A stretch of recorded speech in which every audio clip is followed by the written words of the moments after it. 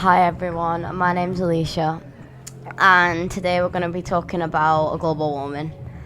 The first question is, what is it? It's depends how you want to look at it, because it could be.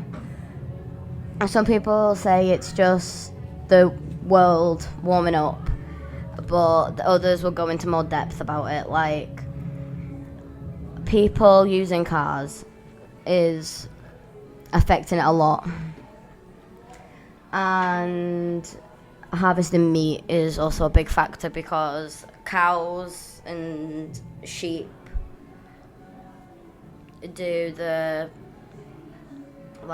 business outside, and that brings more carbon into the atmosphere, which is making a more thicker blanket around the atmosphere. And cars are letting carbon out of their engines, which is also making the blanket around the atmosphere larger. Or why is it happening? Well, it depends on how you want to look at it.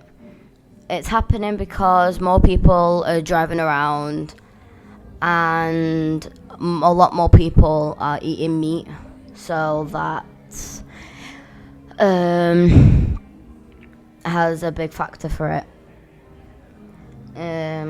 Whose fault is it? Most people would say it would be like a big country like America, because they have a big population, but India and China, theirs is a lot bigger, but they don't really have electric cars. They've got more old-fashioned ones, and they do a lot of walking, which helps us out a lot.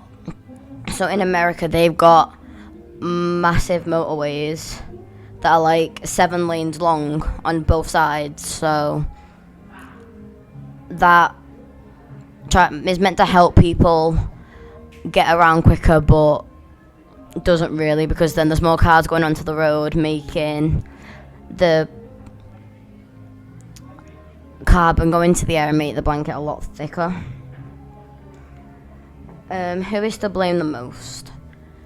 It also depends on how you want to look at it, because you would think that the countries that have the biggest population would be the ones to blame the most, because there's more people there and they could be the ones who you would say are more at fault.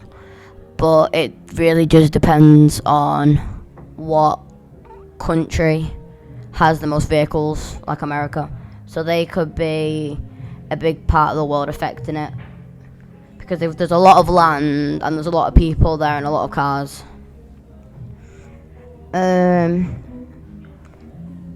Where is it most affected? Well, it's definitely affecting the cold countries like the Arctic and the Antarctic, because the ice caps are melting, which is then also affecting the wildlife that lives there. The polar bears don't have enough ice, and there's just not enough food, because some animals can't live there now because it's getting too hot. So that could turn into them going extinct. And then with rainforests, they could also get too hot, and the animals that live there can also end up going extinct because they're not used to that warm climate. And then that could also go for just normal countries like the UK, which doesn't really get a lot of hot weather. So with climate change, it's making that country get more hot heat than it's meant to have.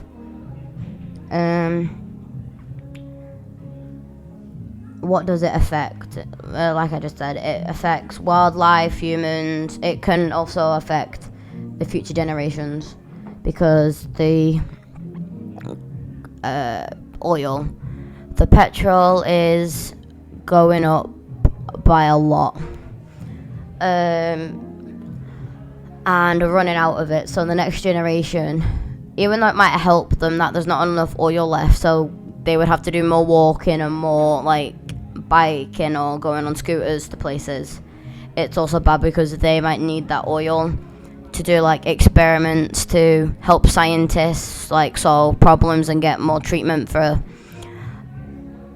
like illnesses such as cancer. We've got a lot of treatment already for that, but we need like oil to help scientists find more so it's easier to treat. And who is the least to blame? Probably like just an island with not much of a population, because if you live on like a quiet island or quiet place, you're not going to be doing much like driving, because if it's like a small like community, you can just walk around a lot to get to places, or just go on like bikes and scooters. And so they would probably be the people that are least to blame, but are probably getting affected the most by it, because them sort of like living situations are usually islands that are close to the equator, so it's really hot for them anyway. But due to climate change, they'll be getting warmer for them. And I'll probably say that little islands like in the Caribbean are probably the least to blame.